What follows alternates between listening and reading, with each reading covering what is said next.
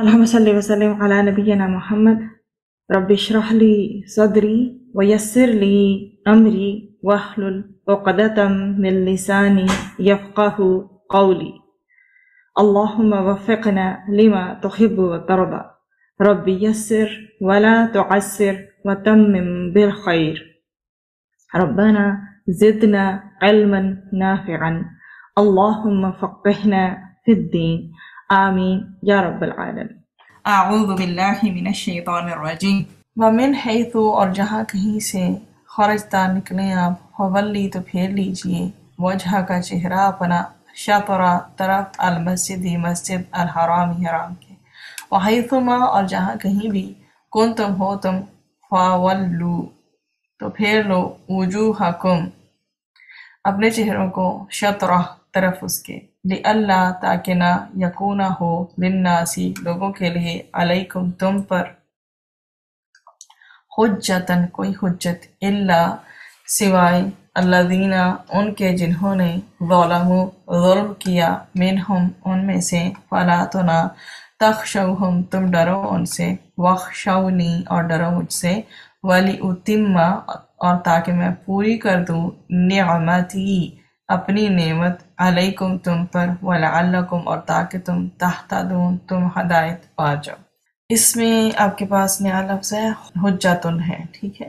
حجت جھگڑا دلیل اور الزام سب چیزوں کے لیے یہ جو ہے یوز ہوتا ہے، تو کوئی حجت کوئی جھگڑا کوئی دلیل یا کوئی الزام باقی نہ بچے۔ اور اس میں جو آپ کو ملتی ہے مفسرین کے نزدیک وجہت ان سے مراد یہ ہے کہ ہر قوم کا ایک علیحدہ قبلہ ہے، عبادت میں رخ کرتے ہیں، خواہ ان کو اللہ تعالیٰ کی طرف سے ایسا کرنے کا حکم ملا یا انہوں نے اپنے طور پر سمت مقرر کر لیا ہے۔ تو کوئی بھی قوم دوسرے کے قبلہ کو تسلیم نہیں کرتی، اس لیے اپنے قبلہ کے صحیح ہونے کے بارے میں ان لوگوں سے کیا بحث فضول ہوتی ہے۔ تو مین موٹیو کیا ہے کہ اس لیے اس کو چھوڑ کر کسی بھی قسم کی بحث کو چھوڑ کر نیک کاموں میں دوڑ دھوپ کرنے کی اور آگے بڑھنے کی کوشش کرنی چاہیے۔ عنقریب وہ دن آنے والا ہے جس میں اللہ تعالیٰ تمام اقوام عالم کو کیا کرے گا، جمع کر دے گا اور پھر حساب لے گا۔ تو عقل مندی کا تقاضا یہ ہے کہ آدمی اپنی اوقات آخرت کی فکر میں جو ہے زندگی کو صرف کرے۔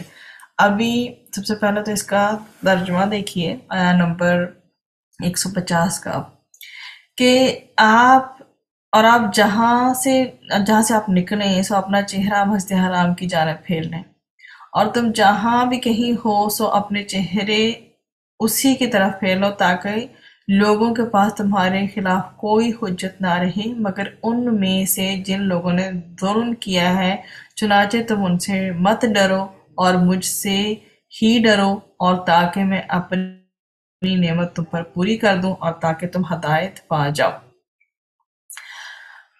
اب یہ پہلا پورشن ہے وَمِنْ حَيْثُ سے لے کر مسجد حرام تک کی بات، ٹھیک ہے۔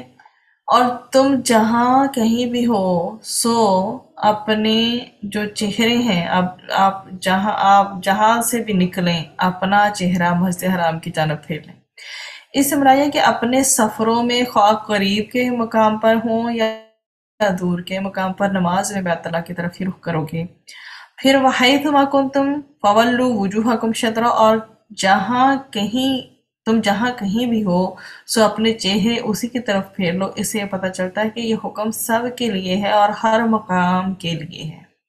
قَدْ نَرَى تَقَلُّبَ، اب آپ کے سامنے یہ بتانے کا مقصد کیا ہے کہ آپ صلی اللہ علیہ وسلم کی دعا اور دعا کی قبولیت کا بیان ہے اور تنصیح قبلہ کا حکم ہے، اور دوسرے حکم میں وَمِنْ حَيْثُ خَرَجْتَ میں بیان ہے کہ رسول اکرم صلی اللہ علیہ وسلم کی چاہت ہماری چاہت کے خلاف نہیں تھی، حقیقی قبلہ بھی یہی تھا جس کی آپ صلی اللہ علیہ وسلم کو چاہت تھی۔ تو تیسرے حکم میں یہودیوں کے اعتراض کا جواب ہے کہ تمہاری کتابوں میں لکھا ہوا ہے کہ آپ کو بیت المقدس سے قبلہ کی طرف پھیر دیا جائے۔ اس سے پہلے ہم یہ پورشن آیت کا پڑھ کے آ چکے قَدْ نَرَى تَقَلُّبَ، کہ مطلب نبی کریم صلی اللہ علیہ وسلم کی جو دعاؤں کی قبولیت کا یہاں بتایا گیا ہے، اور تنسیخ کی وہ تنسیخ ہو جائے گی اس کی، بیت المقدس سے جو ہے وہ کعبہ بن جائے گا۔ تو وَمِنْ حَيْثُ خَرَجْتَ، یہ آپ کے پاس سامنے اس آیت کی سٹارٹنگ اس سے ہو رہی ہے، اور اس میں کیا بتایا جا رہا ہے کہ رسول کریم صلی اللہ علیہ وسلم کی چاہت ہماری چاہت کے خلاف نہیں تھی، اور حقیقی قبلہ بھی یہی تھا جس کی آپ صلی اللہ علیہ وسلم کو چاہت تھی۔ اور تیسرا جو یہاں پہ مزید بتایا گیا ہے کہ یہودیوں کے اعتراض کا جواب ہے، کیونکہ تمہاری کتابوں میں لکھا ہوا ہے کہ آپ بیت المقدس سے قبلہ کی طرف آپ کا جو ہے وہ رخ پھیر دیا جائے گا۔ اب اللہ یہ وحیث ما کنتم فولوا وجوہکم شطرہ، یہاں تک تو ہم نے پڑھ لیا، لِأَلَّا یکون للناس علیکم، اور اس کے آگے حجتن کا لفظ اس کے ساتھ آ جائے گا، پھر اللہ سے اگلا جملہ ہے ہمارا، تاکہ لوگوں کے پاس تمہارے خلاف کیا نہ رہے، کوئی حجت نہ رہے۔ یہاں لوگوں سے مراد اہل کتاب ہیں کہ وہ یہ نہ کہیں کہ ہماری کتابوں میں تو اس امت کا قبلہ بیت اللہ ہے اور یہ نماز بیت المقدس کی طرف رخ کر کے پڑھتے ہیں۔ اگر یہ صفت پوری نہ ہوتی تو یہود مسلمانوں سے کہہ سکتے تھے کہ تم وہ امت ہی نہیں ہو۔ إِلَّا الَّذِينَ ظَلَمُوا مِنْهُمْ، مگر ان میں سے جن لوگوں نے ظلم کیا ہے۔ اس سے مراد یہ کہ ظالموں سے مراد مشرکین عرب ہیں۔ مشرک نبی صلی اللہ علیہ وسلم پر یہ اعتراض کرتے تھے کہ تم تو یہ دعویٰ کرتے ہو کہ ہم دین ابراہیم پر ہیں، مگر ان کا قبلہ چھوڑے ہوئے ہو۔ اب ان کی دلیل باطل ہو گئی، اگرچہ دلیل باطل ہو گئی ہے مگر مشرک پھر بھی نہیں مانیں گے۔ تو اللہ سبحانہ تعالیٰ نے فرمایا ہے فَلَا تَخْشَوْهُمْ وَاخْشَوْنِي، کیا کرو، فَلَا تَخْشَوْهُمْ، چنانچہ تم ان سے مت ڈرو۔ اس سے مراد یہ کہ مشرکوں کی پرواہ نہ کرو، جنہوں نے کہا تھا کہ مسلمانوں نے ہمارا قبلہ اختیار کر لیا ہے تو ہمارا دین بھی اختیار کر لیں گے۔ وَاخْشَوْنِي، کیا کرو، اور مجھ ہی سے ڈرو، یعنی آپ میرے سوا کسی کی پرواہ نہ کریں۔ اللہ تعالیٰ کی یہ شان ہے کہ اس سے ہی ڈرا جائے اور اس کے سوا کسی کی پرواہ نہ کی جائے۔ انسانوں کے ڈر کی وجہ سے انسان کے اندر بے چینی، اضطراب، پریشانی اور خوف میں انسان مبتلا ہوتا ہے۔ جب ایک انسان سے ڈرے گا تو انسانوں کے ڈر کی وجہ سے کیا ہوتا ہے، بے چینی، اضطراب، پریشانی اور خوف میں انسان مبتلا ہوتا چلا جاتا ہے۔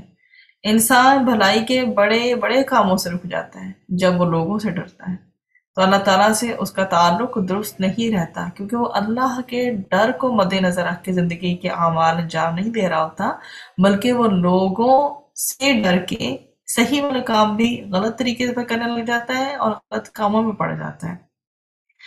اللہ تعالیٰ کا خوف انسان کو کیا دیتا ہے؟ اگر انسانوں کا خوف بے چینی میں مبتلا کر رہا ہے، اضطراب کی کیفیت میں لے کے جا رہا ہے، پریشانی اور خوف بڑھا رہا ہے، تو اللہ تعالیٰ کا خوف جو ہے پھر اس کا کیا مقام ہے؟ تو اللہ تعالیٰ کے خوف کی وجہ سے انسان برائیوں سے رکتا ہے اور سکون پاتا ہے۔ خوف الہی ہر قسم کی مصیبت سے نجات کا ذریعہ ہے۔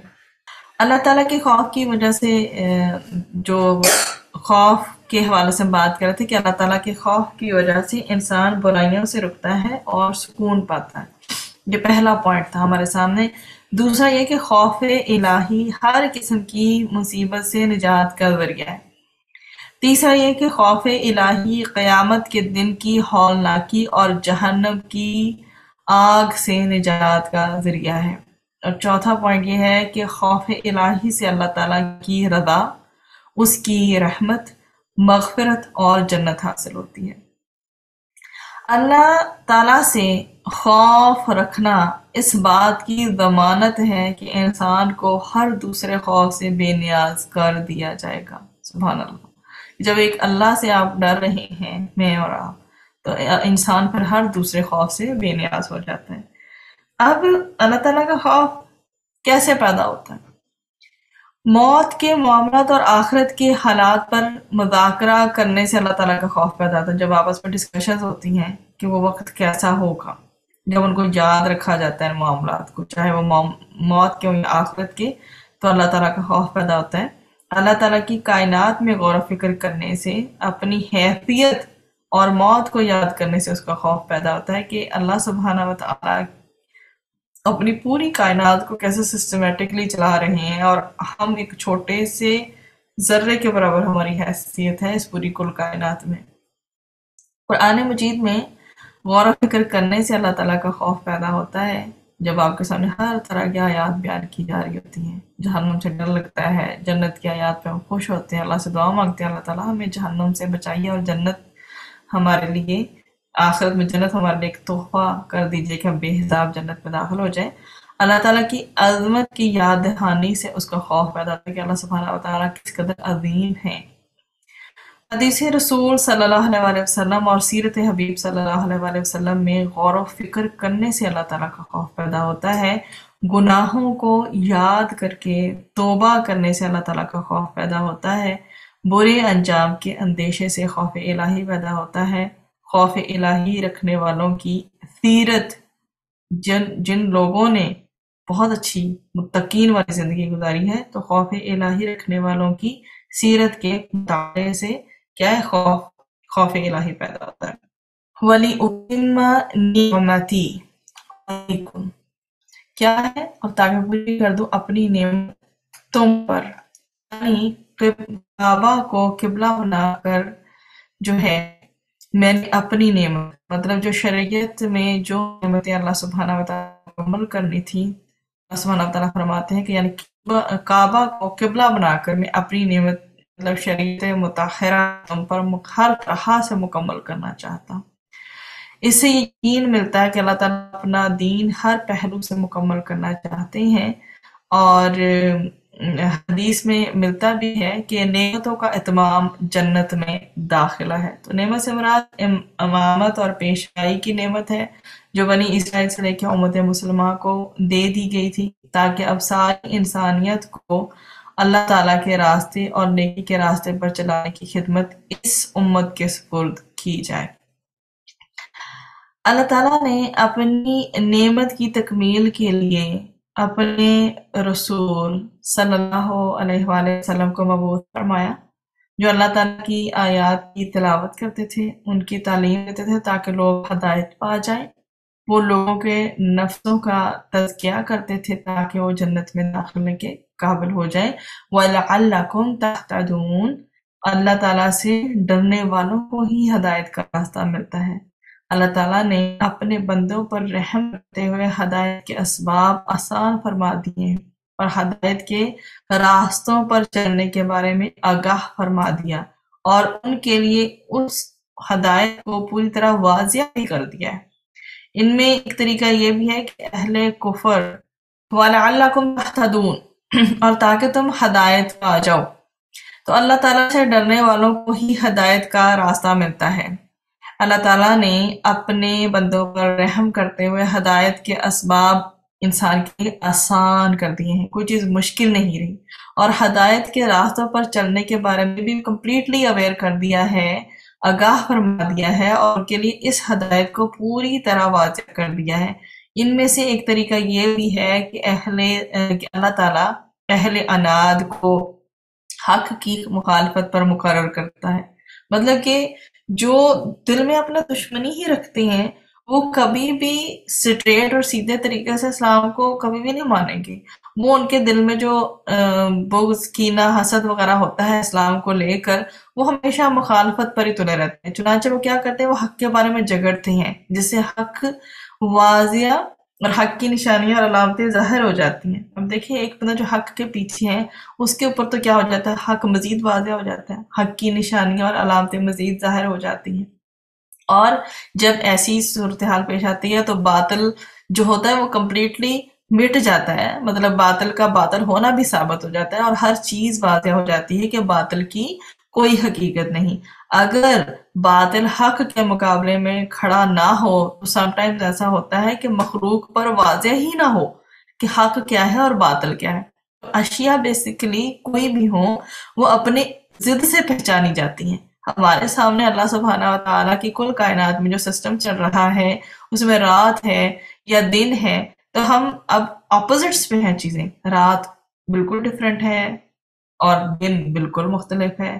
کوئی اگر بہت خوبصورت ہے تو کوئی ایسے لوگ بھی جو بدصورت ہونا، کبھی اور بدصورت، مطلب ایسی بھی مخلوق ہے اللہ تعالیٰ کی جو کبھی ہے، جو خوبصورت نہیں ہے، بدصورت ہے، اور اس کو ہم اس پہ کس سے کریں گے، اس کی فضیلت رکھیں گے کہ خوبصورت کو فضیلت دیں گے، کبھی اور بدصورت کو فضیلت نہیں دیں گے۔